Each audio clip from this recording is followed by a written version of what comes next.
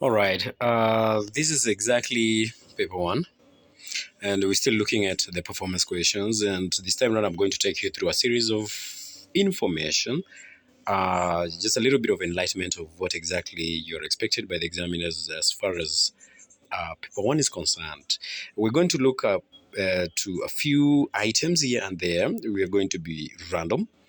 But again, out of this particular work, I expect that by the end of it, that that you equip yourself with the knowledge, with the know-how. You have an upper hand, maybe a different perspective as far as performance questions are concerned. Now, in this particular part or in this particular paper, there are various areas that are going to be tested on, and among them, they include this particular area of etiquette. What is etiquette, good learners? Etiquette is the rules that indicate the proper and polite manner to behave. Use of cautious language. When one uses cautious language, he or she uses a language that is very polite and polished to show respect. At no time should you allow yourself to be rude, ill-mannered, impolite, inconsiderate, or even thoughtless. Being and remaining polite will go a long way in building relationships. To show politeness and respect, that is the aspect of etiquette. Now, when you're showing politeness and respect, you need to do a couple of few things as I've listed down there. Use the word please in the request. Say thank you to those who help or compliment you. Start your requests or interrogatives beginning with the words such as can, could, may, will, and would. Say excuse me when you interrupt other people or intrude into their time or privacy. In many occasions, use question tags. In this section, we shall learn the words and phrases that show respect. Please. We use it when you want someone to do something for you. For example, can you pass that cup, please? Also used when you want something from someone. For example, lend me 10 shillings, please. Thank you. Use it whenever someone does something for you. Use it when someone commends you. And also we have sorry. Say it anytime that you inconvenience someone. Say it also when stepping on someone's toe, for example. Also when someone asks you something that you cannot do. Excuse me. To introduce a request to someone or to get past someone, use this phrase. For example, excuse me, can you show me where Amina lives? Pardon me, almost as an excuse me. That exercise, good learners. Jennifer has gone to the shop to buy a bar of soap. The shopkeeper tells her to be polite the next time that she comes to buy from him. Showing where, which polite phrases could Jennifer have failed to use? Answers down there.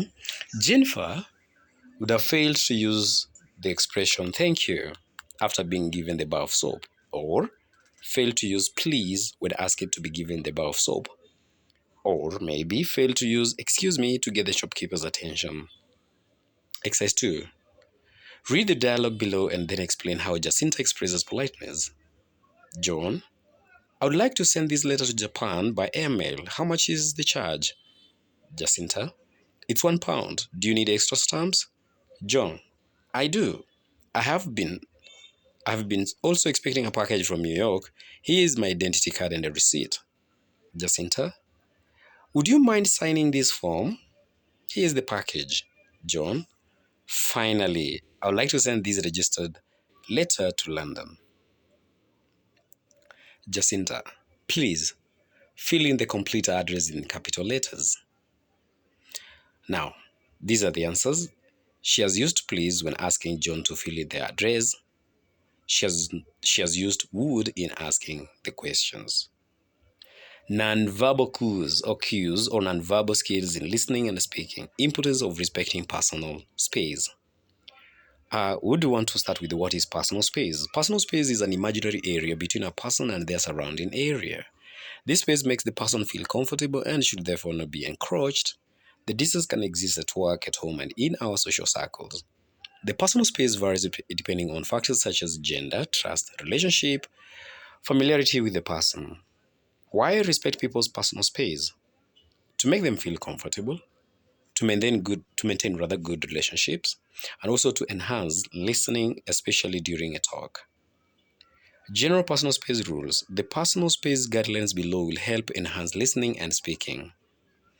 Respectfully keep your distance if you walk into a room and see two people in private conversation. Pay attention to your volume when you speak, whether on the phone or in person, to ensure that you don't distract the attention of others.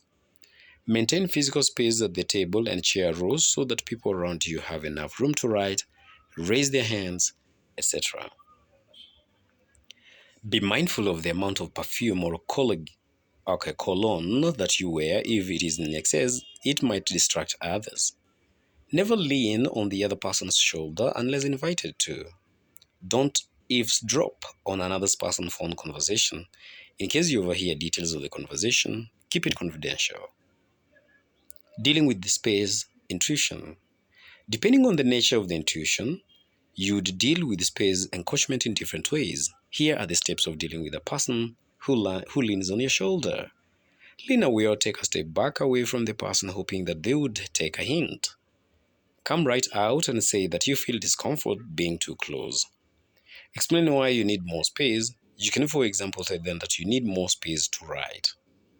Question. Exercise done there. You have attended a one-day sermon. A person sitting next to you is intruding on your personal space. What 4 personal space guidelines could this person have failed to follow? The person could have failed to 1. Speak in a low voice during the talk. 2. Maintain the physical distance, literally the physical distance between the two of us at the table. And maybe resist leaning on my shoulder or chest. Resist eavesdropping on my phone conversation. That could have resulted to maybe my discomfort or really intruding or encroaching on my personal space right there. Mastery of content. Debate.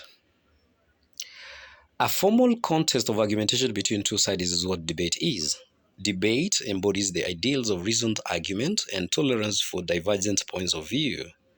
There are two sides into a debate, the proposition and the opposition. These two teams are presented with the resolution such as girls and boys should play in a mixed football team. The teams are given enough preparation time. The team affirming the resolution speaks first. The opposing team then must refute the argument offered by the affirming team and offer arguments rejecting the resolution. Both sides are given the opportunity to present their positions and to directly question the other team. Neutral judge or judges then evaluate the persuasiveness of the arguments and offer a constructive feedback. How do you prepare prior to debate?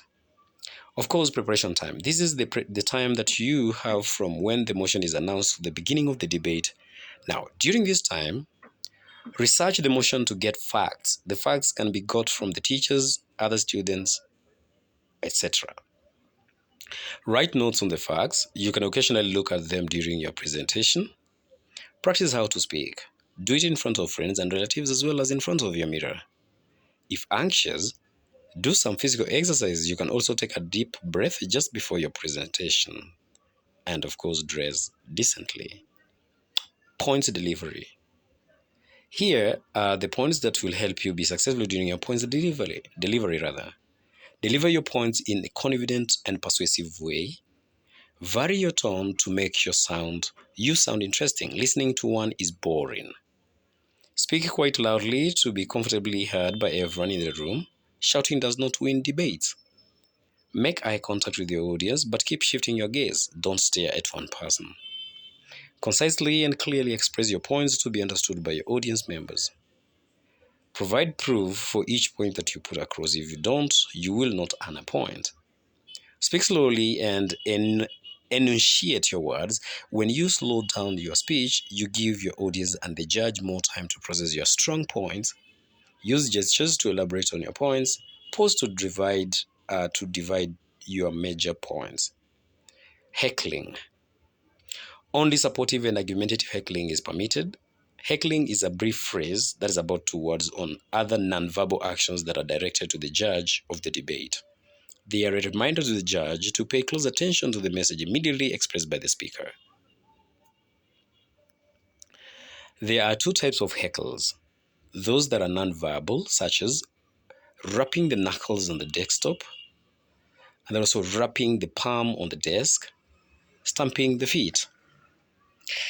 Those that are verbal, such as objective, evidence, and point of information. They are said after standing up by one member of the opposing side. These are meant to alert the judge to the problem in the opposing side's argument, like an objection, evidence, or a point of information, or a point of correction. Exercise.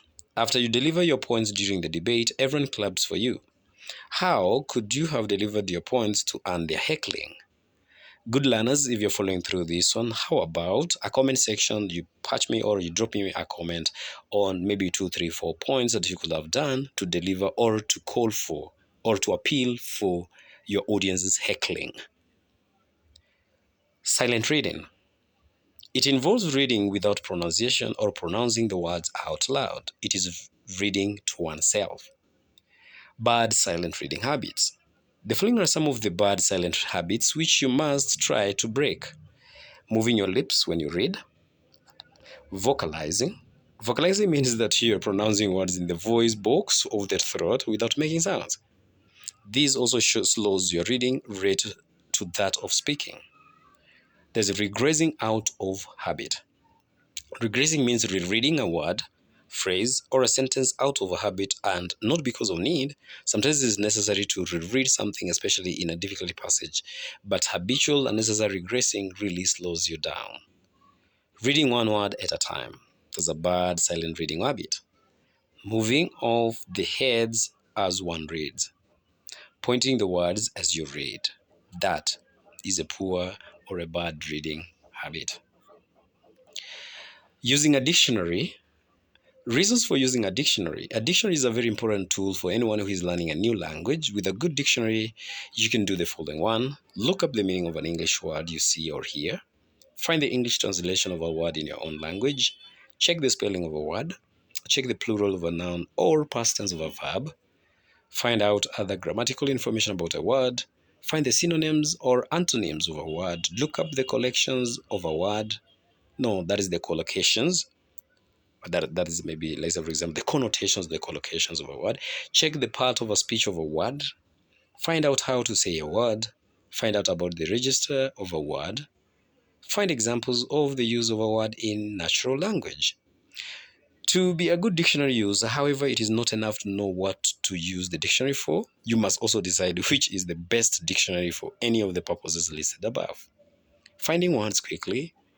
You will need to know the English alphabet perfectly. Use the guide words on the top of each dictionary page.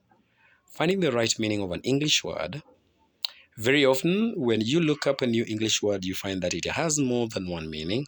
If you're not sure which one is correct, check through all the meanings and find the one that makes most sense in the context where you found the word. Finding the right spelling.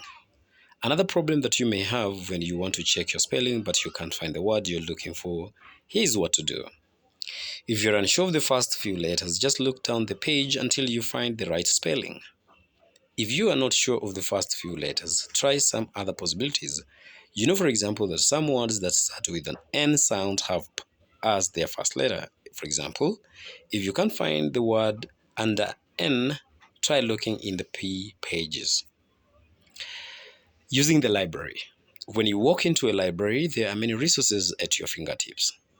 You just need to know what to use, how to use it, and when to ask for help. Different types of libraries to use. Depending on the topic that you need to study, you may find that different libraries might serve you better. The different types of libraries include public. These libraries are typical library working to make sure that the local community has the books it needs without having to charge anyone to read them. Home library, class library, and school library. Using the library is easy. It only takes a little direction from you in order to fully realize how many books can help you with your topic of study. Consulting the librarian. At times, you may not know where to begin with a research topic. If you are not sure where to go or what questions to ask, it can help to bring in a third party who is not attached to your research. The librarian. Talking to the librarian will help have books titles that have been helpful to you. If you already have found helpful books, show the librarian so that they can look for similar books in the stocks. Good learners, that also marks the end of this particular tiny little episode. I hope you've been enlightened, and even in case you feel like it was too fast, how about you pause within the video, have some important notes. Remember, it is still the performance question. So all these aspects, you never know, they might be tested or examined in exams. And when they show, hope this work would have enlightened you or would have given you maybe a starting point. And of course, hold on, because we have a lot in store even before even you sit for your final year exams.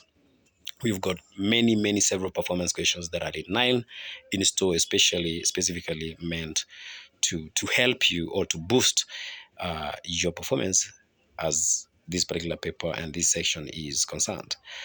Good day for now.